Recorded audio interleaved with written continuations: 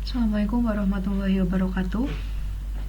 Baik, berjumpa lagi dalam kesempatan ini. Kita akan membahas bab selanjutnya di mata kuliah akuntansi manajemen. Kali ini kita memasuki bab ini ya, analisis biaya volume laba, yang disarikan dari referensi utama. Kita masih menggunakan buku manajemen accounting ya, dari Hansen Mowen. Ini ada di bab 11, chapter 11 ini ya, yang sudah kita share juga ke teman-teman. Analisis biaya volume laba, alat perencanaan manajerial. Iya. Biaya volume laba atau dalam bahasa Inggris di sini adalah CVP, cost, volume, profit. Oke, kita langsung saja ke pembahasan secara garis besar ini ya. Nanti kita bahas secara detail satu persatu.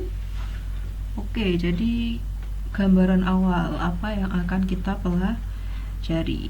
Biaya volume laba. Analisis biaya volume laba ini adalah alat yang bermanfaat untuk perencanaan dan juga untuk pengambilan keputusan.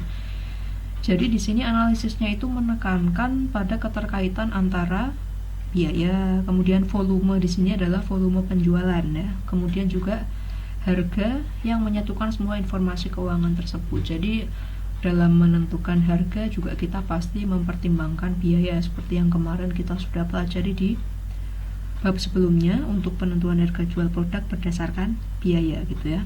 Dan juga pasti nanti ada suatu target volume penjualan tertentu yang harus kita capai supaya kita mendapatkan laba sekian misalnya. Sehingga di bawah ini BVL nanti kita akan belajar tentang pertama jumlah unit yang harus dijual untuk mencapai titik impas atau break even point ya. Kemudian juga nanti bagaimana jika sebelumnya juga jumlah unit atau penjualan yang harus kita capai untuk mencapai suatu target laba tertentu juga akan kita pelajari. Kalau titik impas di sini posisinya laba kita masih 0 ya, tapi kalau misalkan ada target laba tertentu, maka berapa jumlah unit yang harus kita jual, dan nanti kita rincikan di bawah. Kemudian juga ini ya, bagaimana pengaruh kalau misalkan dari komponen biaya volume laba ini ada yang berubah, nanti bagaimana pengaruhnya terhadap BEP, karena ketiga variabel ini pasti saling berkaitan. Dalam hitungan kita melibatkan tiga variabel ini ya seringnya. Nah, kalau misalkan yang satu itu berubah, maka hasil hitungan awal otomatis akan berubah, sehingga kita harus menganalisis nanti pengaruhnya seperti apa, jumlahnya berapa, dan seterusnya. Dan nanti itu akan berpengaruh pada pengambilan keputusan ya, keputusan mengenai harga, mengenai misalkan harganya mau dinaikkan gitu ya atau diturunkan, ada biaya variabel atau tetap yang dinaikkan atau diturunkan dan lain sebagainya, itu nanti pengaruhnya seperti apa. Oke, kita masuk ke yang pertama ini, BEP dalam unit BEP. Sebelumnya materi mengenai BEP ini sudah teman-teman peroleh juga di mata kuliah kewirausahaan ya kalau nggak salah. Jadi bagaimana menghitung titik impas. Titik impas ini adalah posisi ketika semua biaya sudah tertutup tapi kita belum mendapatkan keuntungan gitu ya. Jadi di sini disebutkan bahwa titik di mana pendapatan total sama dengan biaya total. Jadi pemasukan sama dengan pengeluaran gitu ya. Keuntungannya masih 0 tapi sudah tidak rugi.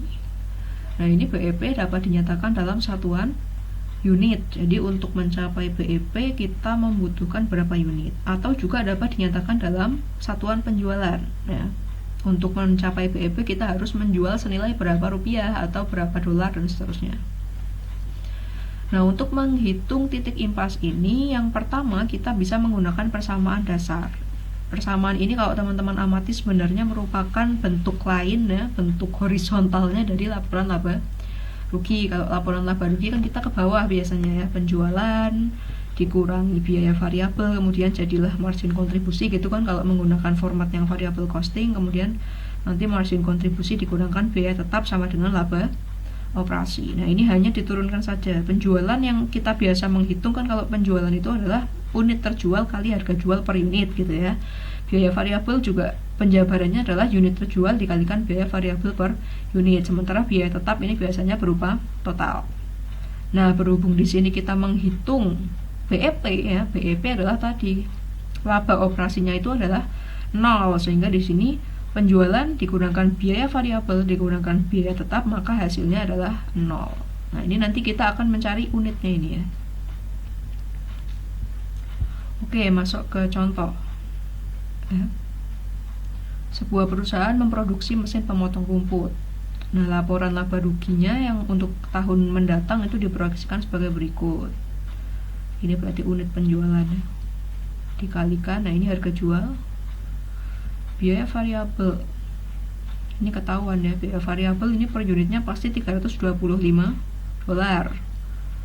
karena 1000 dikalikan 325 supaya menjadi 325.000. Kemudian margin kontribusi, biaya tetap, laba operasi. Oke, kita diminta menghitung apa ini?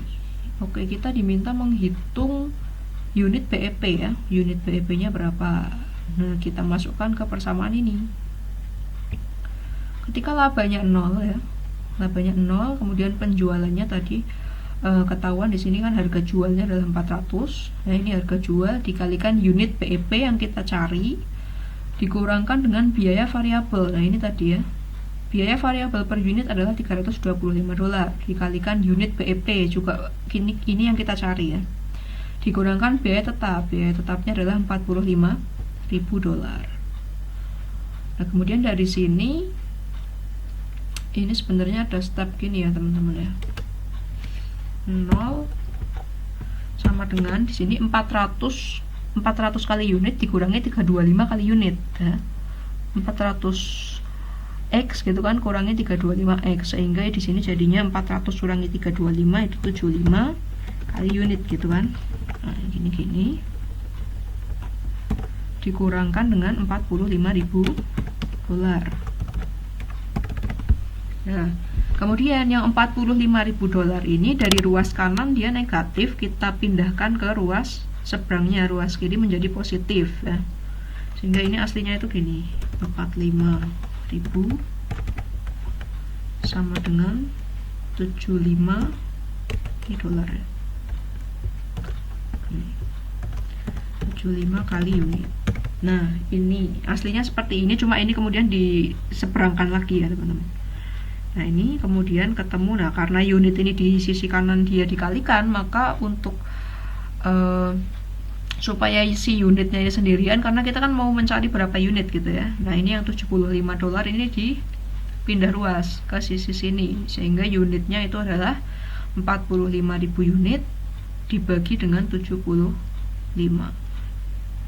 sama dengan 600. Oleh karena itu saya hapus lagi. Sehingga perusahaan itu harus menjual sebanyak 600 mesin pemotong rumput untuk menutup semua biaya tetap dan biaya variabelnya. Untuk mencapai titik impasnya itu dia harus menjual 600 unit mesin pemotong rumput berdasarkan data dari contoh tadi. Nah, kemudian kita cek ke laporan laba rugi, kita masukkan hasil perhitungan kita tadi 600 unit ya, kita masukkan ke laporan laba rugi. Nah, ini nanti di bawahnya harus 0 karena dia BEP. Kalau misalkan di bawah ini kok ketemunya bukan 0, berarti mungkin perhitungan unit kita tadi ada kekeliruan gitu ya, perlu kita cek kembali. Nah, menghitung BEP unit ini selain menggunakan persamaan ya, persamaan ini juga bisa kita hitung menggunakan margin kontribusi per unit. Selama ini teman-teman kenal ya kalau margin kontribusi di laporan laba rugi itu adalah penjualan dikurangkan dengan biaya variabel. Nah, kalau per unit tinggal kita kurangkan aja harga jual dan juga biaya variabel per unit. Itulah yang disebut dengan margin kontribusi per unit ya. Nah, unit BEP juga bisa dihitung menggunakan ini ya, rumus biaya tetap total dibagi dengan margin kontribusi per unit. Nah, margin kontribusi per unit sendiri bisa dihitung menggunakan cara ini, ada dua ya. Bisa membagi margin kontribusi total dengan unit terjual. Margin kontribusi total ini 45.000 dibagi unit terjual dibagi 600. Atau ya, kita mengurangkan harga jual per unit dengan biaya variabel per unit, sama saja ya, 400 harga jual per unit dikurangkan dengan biaya variabel per unit $325. dolar. Nah, ini akan sama nanti hasilnya, sehingga kalau dimasukkan ke dalam rumus ya, yang biaya tetap total dibagi margin kontribusi per unit, kemudian margin kontribusi per unitnya kita ganti ya. Nah, ini kita masukkan ke sini ya. Kita masukkan ke penyebut margin kontribusi per unitnya, kita ganti dengan ini dan juga ini ya, sehingga diturunkan menjadi dua rumus. Hasilnya akan sama saja karena ini hanya merupakan penurunan satu rumus sebetulnya. Nih. Kalau kita menghitung menggunakan pendekatan margin kontribusi maka akan seperti ini ya. Margin kontribusi per unit tadi, margin kontribusi total dibagi unit terjual bisa nih ya. Total dibagi unit terjual 1000 ketemu 75 dolar, atau harga jual per unit dikurangkan biaya variabel per unit 400 kurangi 325 sama hasilnya 75. Nah, baru kita masukkan ke dalam rumusnya ya. Biaya tetap total dibagi margin kontribusi per unit 45.000 dibagi 75 dolar ketemu 600 unit. Hasilnya sama seperti ketika kita menghitung menggunakan persamaan ya. Oke, lanjut.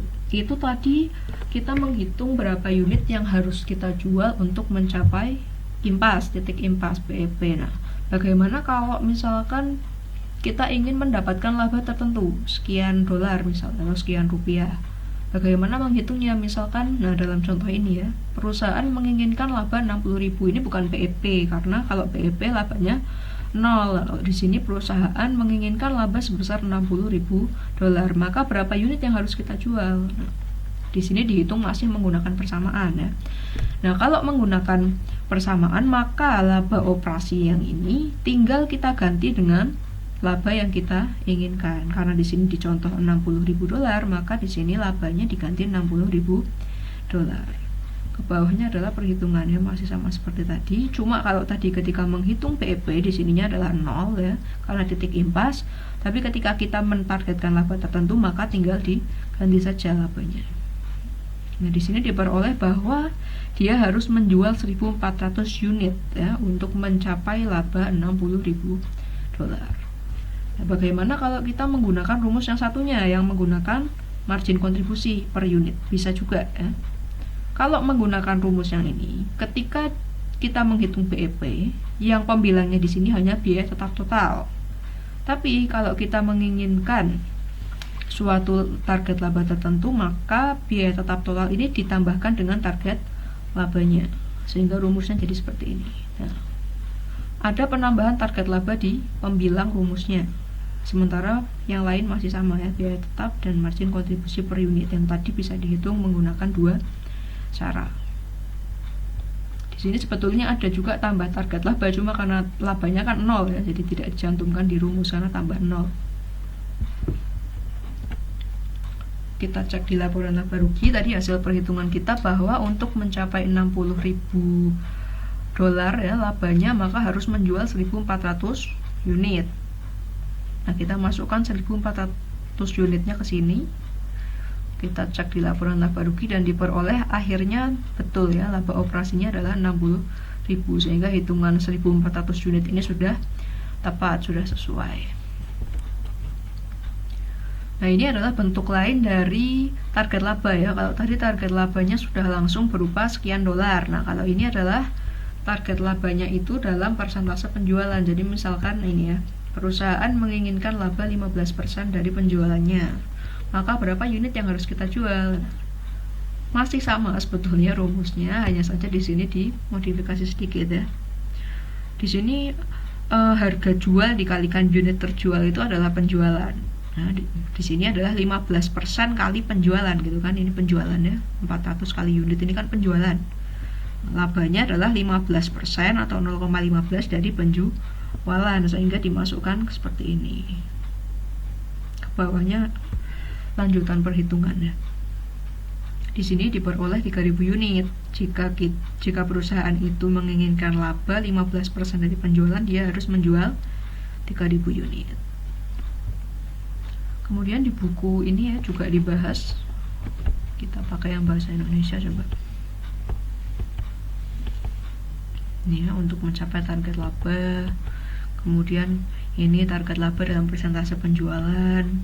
Nah, juga dibahas target laba setelah pajak, karena dari tadi kita menggunakan istilahnya adalah laba operasi. Laba operasi itu belum laba bersih ya, masih harus dikurangkan lagi dengan pajak. Nah, ini juga diberi contoh di buku bagaimana jika kita juga mau memperhitungkan tarif pajak tertentu ya.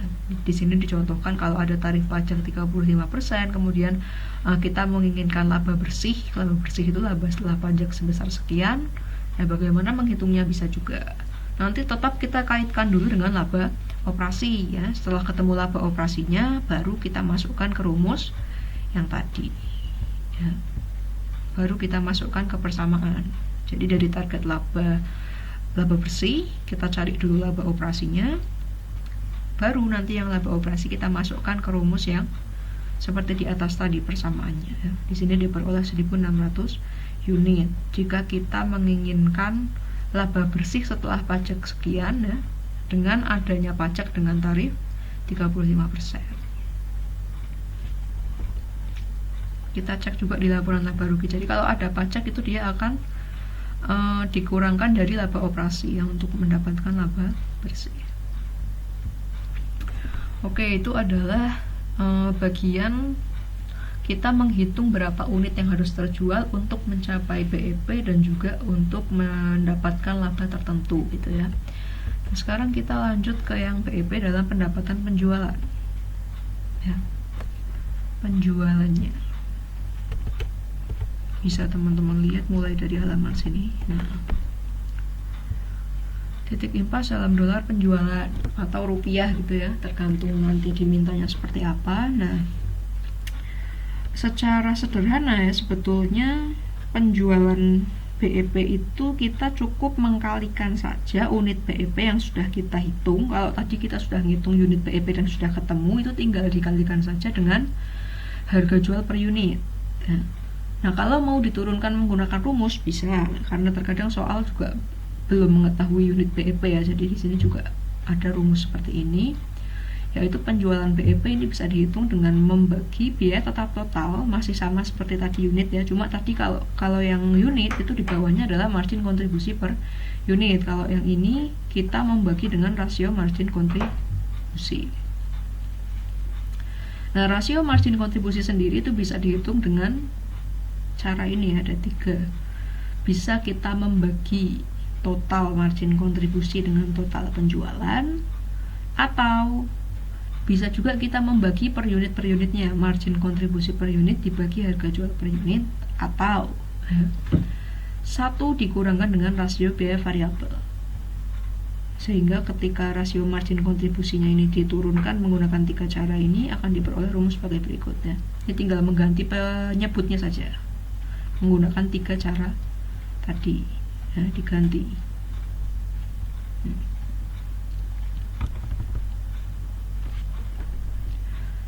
Nah, tadi di sini kita mengenal ada rasio margin kontribusi, kemudian ada juga rasio biaya variabel. Nah, kita akan bahas satu persatu ya. Rasio biaya variabel ini secara pengertiannya merupakan bagian dari setiap dolar atau rupiah penjualan yang harus digunakan untuk menutup biaya variabel. Sementara rasio margin kontribusi itu adalah bagian dari setiap dolar atau rupiah penjualan yang tersedia untuk menutup biaya tetap dan juga menghasilkan laba. Nah, biaya tetap ini sebagai pembilang ya, dia bisa kemungkinannya 3. Kalau biaya tetapnya ini sama dengan margin kontribusi ya, maka ini dia pas, titik impas. Kalau kurang berarti laba, kalau lebih berarti rugi. Nah, secara contohnya itu seperti ini. Rasio biaya variabel itu adalah ini ya, biaya variabel per penjualan ya. Sementara kalau margin kontribusi itu adalah margin kontribusi dibagi penjualan, atau otomatis berarti 1 dikurangkan ini ya, karena ini 100%, kemudian ada biaya variabel. Nah, ini rasio biaya variabel ditambah rasio margin kontribusi ini sama dengan 100% atau 1 ya. Makanya di sini rasio margin kontribusi itu bisa dihitung menggunakan cara 1 dikurangkan dengan rasio biaya variabel. Penjelasannya seperti ini. 100% itu kan 1 ya. Oke, lanjut.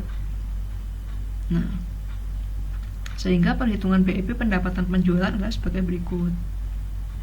Ini ya. Ini menurunkan rumus. Di sini biaya variabelnya kita ganti menjadi penjualan dikalikan rasio biaya variabel. Ya.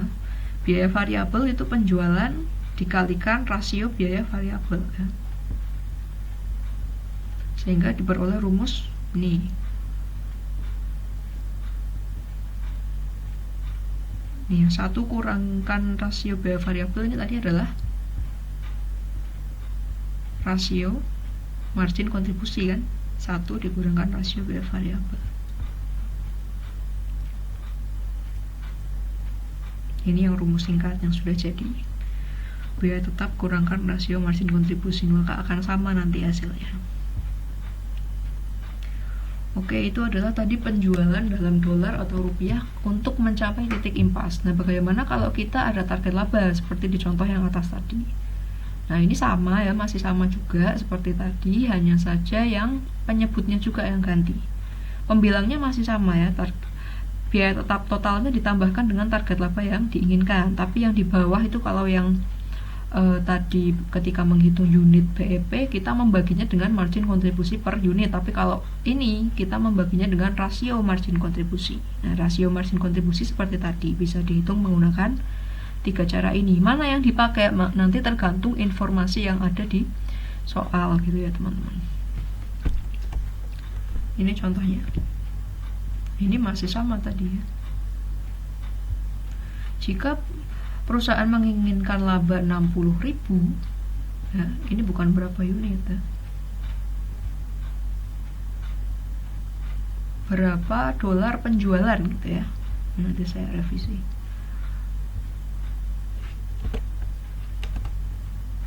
Nah, menghitungnya seperti tadi, target labanya 60.000 tambahkan dengan biaya tetap 45.000. Kemudian dibagi dengan rasio margin kontribusi. Ini sudah rumus yang paling singkat ya. Rasio margin kontribusi adalah 18,75%. Ini diubah menjadi pecahan, ketemu 560.000 dolar. Nah, di contoh ini sebetulnya tadi kita sudah memperoleh ya, untuk mendapatkan laba 60.000. Nah, kita harus menjual 1.400 unit kan. 1.400 unit. Nah, kalau misalkan kita masukkan ke sini ya, 1.400 unit dikalikan harga jual. Harga jualnya itu 400 ya. 400. Ini nanti akan diperoleh segini ya, 560. Makanya tadi ya, kalau unit BEP-nya sudah diketahui, kemudian diminta menghitung penjualan, bukan BEP, sorry ya. Kalau unitnya sudah diketahui, target unit yang harus terjual untuk memperoleh laba 60.000, ya, untuk memperoleh laba tertentu, kemudian diminta mencari penjualannya, maka sebenarnya tinggal dikalikan saja dengan harga jual. Tapi kalau misalkan yang unitnya belum diketahui atau informasi di soal tidak memungkinkan gitu ya untuk kita menghitung, maka bisa menggunakan rumus yang ini.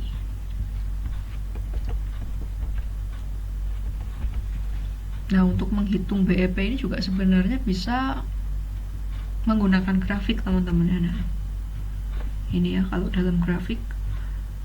Jadi ini adalah fungsi yang kurvanya ini kurva revenue itu pendapatan. Pendapatan, kemudian ada kurva cost biaya. Nah, titik potongnya ini adalah BEP. Di sini BEP-nya adalah pada 20 unit ya, 20 unit terjual ini, atau 200 dolar kalau dalam pendapatan penjualannya. Ketika penjualan itu melebihi 20 unit atau melebihi 200 dolar, maka dia posisinya profit gitu ya, laba. Nah, kalau di bawahnya, ketika penjualannya itu di bawah 20 unit atau di bawah 200 dolar, maka posisinya loss, rugi. Itu adalah grafiknya.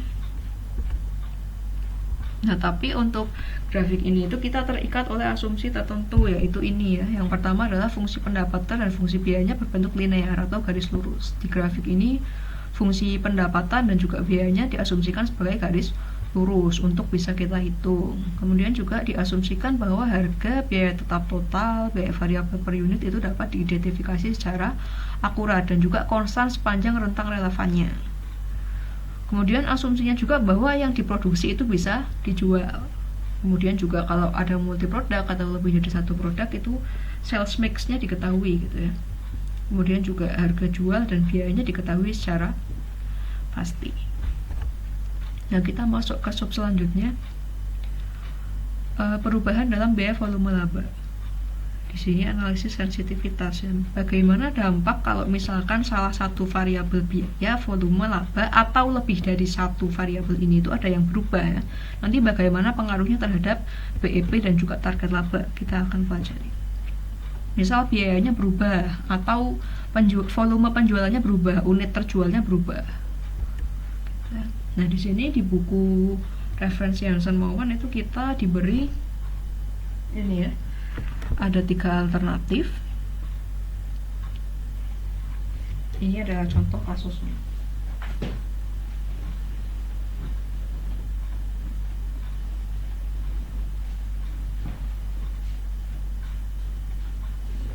Untuk alternatif pertama ini adalah biaya iklannya naik. Di sini biaya iklan itu karena hanya diketahui sejumlah totalan $8.000, berarti ini dia diasumsikan sebagai biaya total, biaya tetap, ya. Jadi biaya iklan di sini adalah biaya tetap. Nah, karena iklan itu meningkat, maka penjualannya juga naik ya. Ada promosi lebih, penjualannya naik dari 1.600 menjadi 1.725 unit.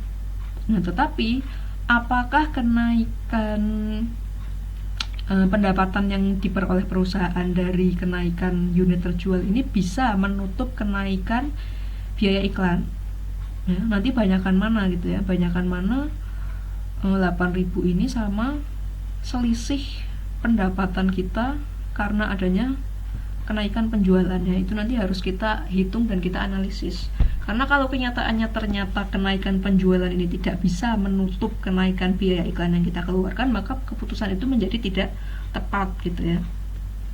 Apalagi kalau seperti itu nanti akan menurunkan laba, itu jatuhnya nanti nggak tepat gitu ya, keputusannya tidak tepat.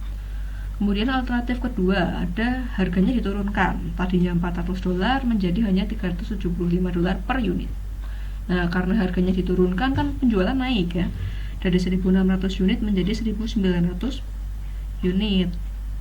Nah, tetapi pendapatan kita berkurang karena per unitnya kita kehilangan $25, tapi penjualan naik. Nah, ini nanti apakah nutup gitu ya, kita harus hitung dan analisis, nanti kita detailkan di bawah.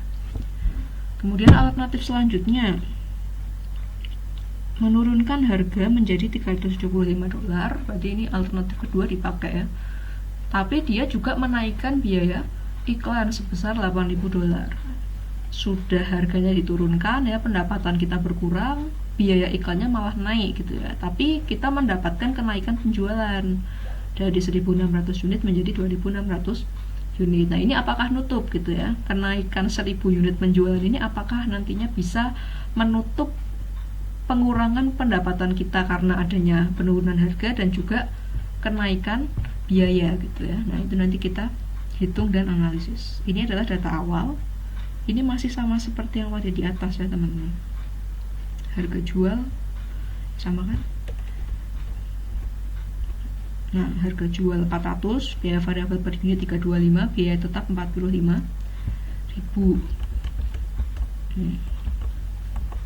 Oke, alternatif 1, menaikkan biaya iklan $8.000 dan penjualannya juga naik dari 1.600 menjadi 1.725 unit.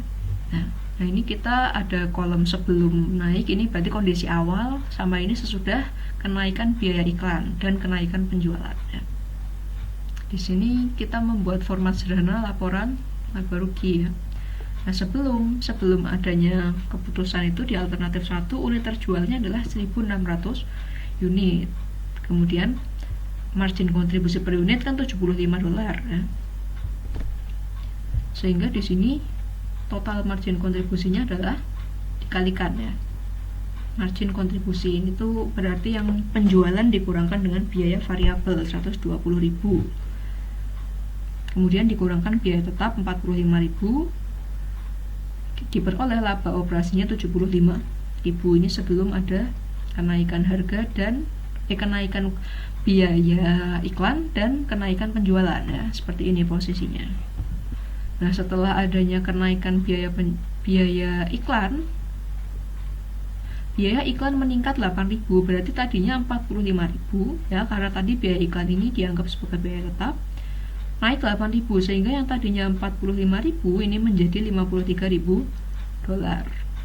Nah, unit terjualnya juga naik, tadinya 1.600 menjadi 1.725 unit. Nah, di sini kita formatnya tetap dikalikan dengan 75 dolar margin kontribusi, karena margin kontribusi per unitnya itu tidak berubah. Kenapa? Margin kontribusi per unit itu dihitung dengan mengurangkan harga jual dan biaya variabel per unitnya. Nah, di alternatif 1 kalau kita amati tidak ada perubahan harga jual maupun biaya variabel. Yang berubah adalah biaya tetap ya, biaya iklan dan unit terjual.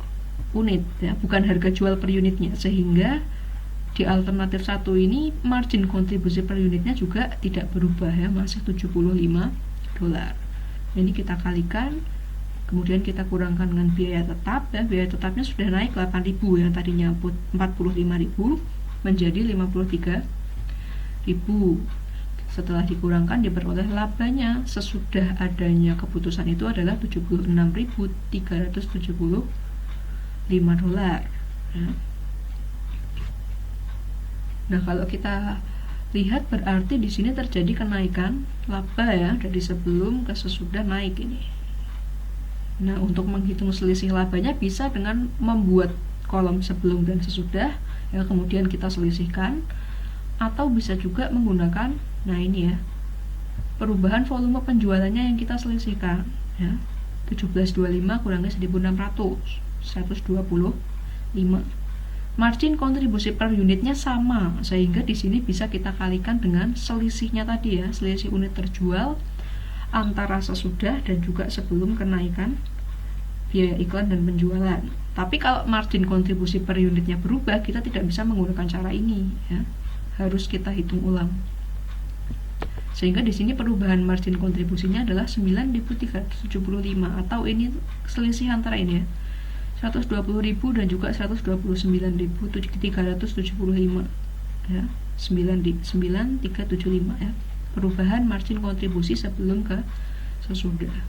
Kemudian perubahan biaya tetap, tadinya 45.000 naik menjadi 53.000 naik ya, sehingga di sini ada perubahan sebesar 8.000 dolar.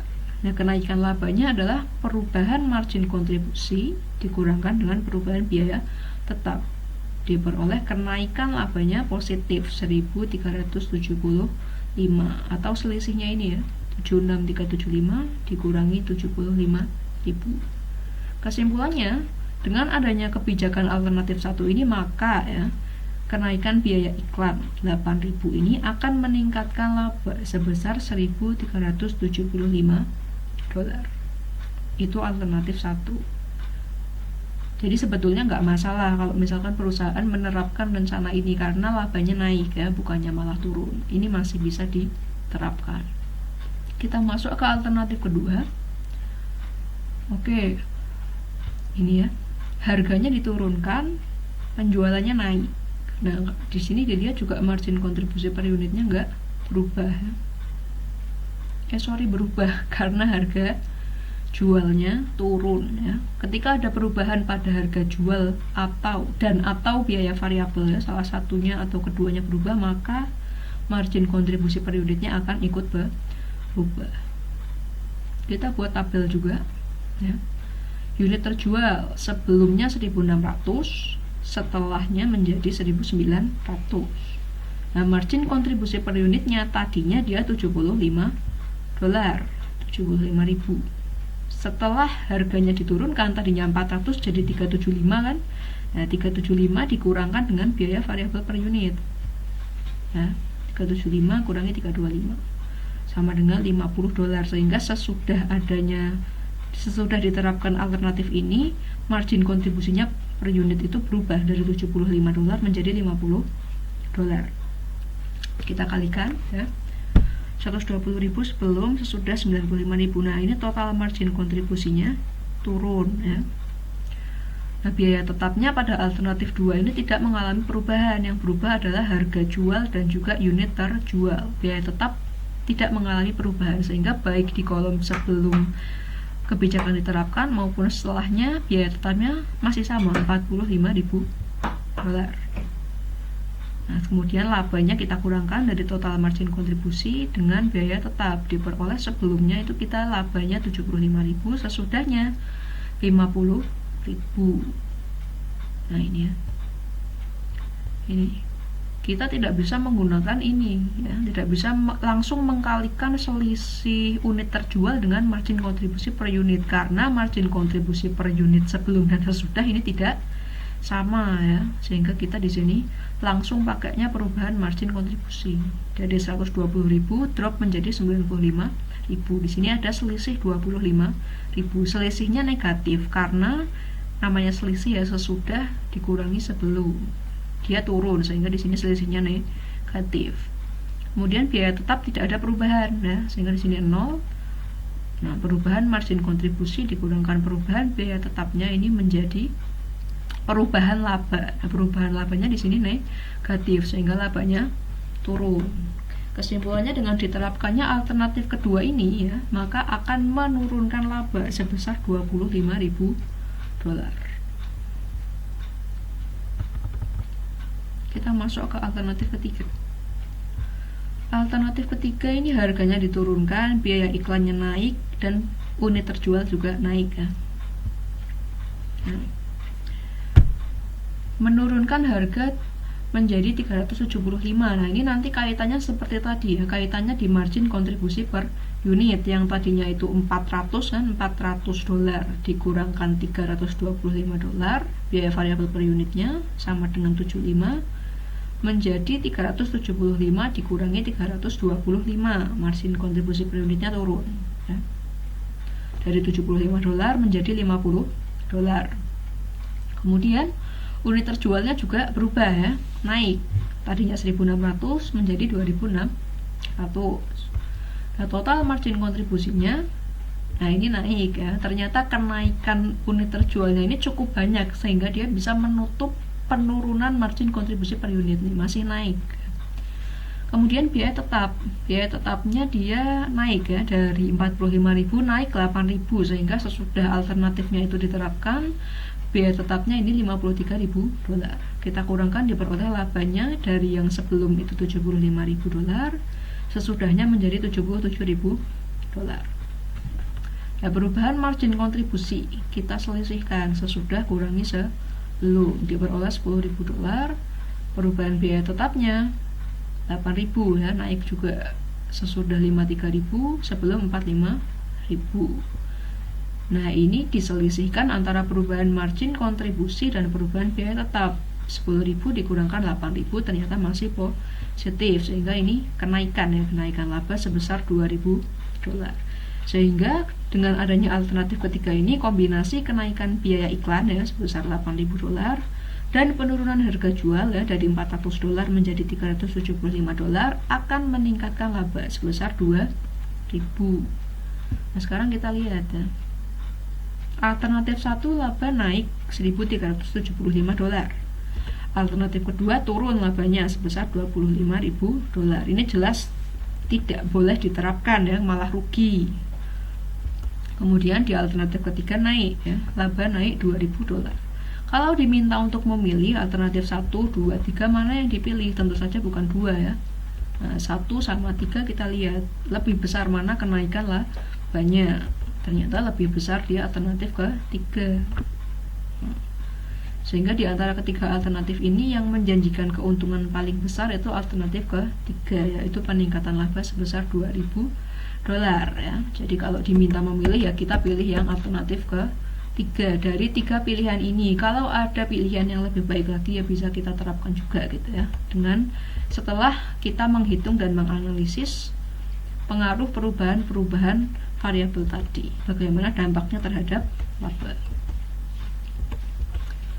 Oke, lanjut ke risiko dan ketidakpastian. Jadi walaupun kita sudah melakukan penghitungan dan analisis, itu kita tetap dihadapkan pada risiko ya dan ketidakpastian. Nah, kita harus tahu juga cara untuk mengukur itu ya risiko dan ketidakpastiannya. Nah, ini ada dua konsep di sini ya, margin of safety sama DOL, degree of operating leverage. Coba kita bahas. Nah, margin of safety itu ini ya, secara pengertiannya unit yang dijual atau diharapkan terjual atau pendapatan yang dihasilkan atau diharapkan akan dihasilkan di atas titik impas. Secara sederhananya dia adalah selisih ya, selisih dari penjualan aktual ya, yang berhasil dijual itu dalam unit maupun pendapatannya dikurangkan dengan BEP gitu ya. Bisa dilihat di contoh ini. Kalau unit BEP 200, kemudian dia bisa menjual 500 unit, berarti margin of safety-nya adalah selisihnya 300. Atau dalam pendapatan juga sama. Bisa juga dinyatakan dalam persentase, tinggal diubah saja ya angkanya. Itu margin of safety. Nah, kalau kita baca di buku,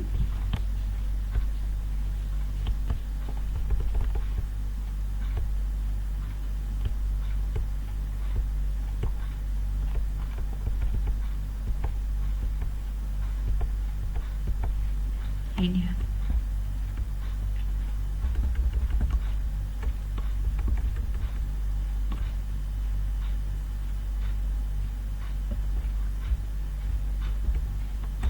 Nih, di sini margin of safety dia terjemahannya adalah margin pengaman dapat dipandang sebagai ukuran kasar dari risiko. Pada kenyataannya, peristiwa yang tidak diketahui selalu muncul ketika rencana disusun. Hal ini dapat menurunkan penjualan di bawah jumlah yang diharapkan. Apabila margin pengaman perusahaan adalah besar atas penjualan tertentu yang diharapkan di tahun depan, maka risiko menderita kerugian jika penjualan menurun lebih kecil daripada margin pengamannya kecil. Jadi ini seperti pengaman untuk periode ke depan seandainya nilai penjualan itu turun ya. Jadi maksimal kalau misalkan pada periode ini margin of safety-nya 300, maka ketika terjadi penurunan penjualan sebesar 300 unit di periode selanjutnya itu kita masih belum rugi, kita masih BEP gitu ya teman-teman. Jadi misalkan ini untuk cadangan seandainya terjadi penurunan penjualan seperti tadi disebutkan ya, selalu ada kejadian yang kadang tidak diharapkan gitu ya. Nah, ini dapat menurunkan penjualan di bawah jumlah yang diharapkan. Jadi misalkan BEP kita itu di 200 unit, kemudian harusnya jangan 200 ya. Ini kalau misalkan tahun depan itu terjadi penurunan penjualan itu 300 unit, masih masuk gitu ya di BEP kita belum rugi karena ada cadangan dari margin of safety, pengaman dari periode sebelumnya. Kemudian ini degree of operating leverage ya. Operating leverage ini pengertian ininya dulu ya. Operating leverage adalah penggunaan biaya tetap untuk menciptakan perubahan persentase laba. Jadi seberapa jauh gitu ya penggunaan biaya tetap untuk menciptakan perubahan persentase laba yang lebih tinggi ketika aktivitas penjualan berubah. Nah, degree itu kan derajat ya teman-teman. Jadi ukuran besarnya pengaruh perubahan persentase dalam volume penjualan terhadap laba pada tingkat penjualan tertentu. Seberapa berpengaruh si volume penjualan itu terhadap laba. Sehingga di sini DOL itu rumusnya kita bagi ya, margin kontribusi dibagi laba operasi. Kalau angkanya semakin besar, maka berarti si margin kontribusi ini pengaruhnya terhadap laba operasi ini besar ya. Ketika margin kontribusinya banyak, maka itu berpengaruh besar terhadap laba operasi dan sebaliknya. Nah, di sini ada juga analisis multipodal. Kalau dari tadi kita menghitung BEP baik itu unit maupun penjualannya, itu kita hanya asumsinya perusahaan hanya punya satu produk kan teman-teman. Tapi kalau misalkan perusahaannya itu memproduksi banyak produk juga kita bisa menghitungnya ya. Nah, ini di sini kalau teman-teman ingat di bab kemarin, bab variable costing, di situ kita belajar ada laporan laba rugi segmen ya. Di situ kita mengenal ada istilah biaya tetap total, biaya tetap itu ya, direct fixed expense, sama biaya tetap umum ya. Nah, ini ditambahkan ke sini ya. Analisisnya nanti berkaitan dengan ini. Karena kalau tadi ketika hanya satu produk, maka biaya tetap itu hanya untuk satu produk. Tapi ketika produknya banyak, lebih dari satu, nah ini kita juga perlu ini ya, memperhitungkan sales mix-nya. Nah, dari sales mix ini nanti dari beberapa produk itu kita menggunakan paket ya. Jadi dianggapnya sebagai satu produk. Nah, dengan menganggap dari sales mix ini satu paket, maka satu paket ini dianggap sebagai produk tunggal, dan nanti kita menghitungnya seperti di rumus awal tadi yang hanya menggunakan satu jenis produk. Nah, ini ya, ada baurannya, bauran penjualan. Nah, ini diperoleh paket ya. Satu paket itu terdiri dari 3 mesin manual dan 2 mesin otomatis. Jadi nanti kita tinggal mengkonversi dari jumlah paketannya itu menjadi per produk yang sebenarnya. Kemudian ini juga di buku dijelaskan ya, di bagian akhir-akhir itu bahwa ada keterkaitan antara ABC dan ABC ya, Activity Based Costing, yang dulu kita sudah pelajari di bab sebelumnya dengan analisis biaya volume laba ya. Nah, ini nanti memodifikasi sedikit dari rumusnya ya. Kalau tadi kan cuma total pendapatan dikurangi biaya tetap dikurangi biaya variabel. Nah, ini nanti ditambahkan juga penghitungan yang berdasarkan ABC. Di perhitungan unit juga seperti itu ya. Teman-teman bisa cek contohnya di buku.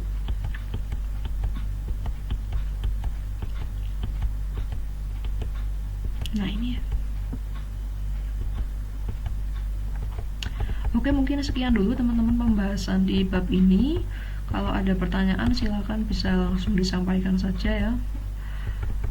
Semoga bermanfaat. Sampai jumpa di pertemuan kita selanjutnya. Terima kasih. Kalau ada kesalahan saya mohon untuk dimaafkan. Assalamualaikum warahmatullahi wabarakatuh.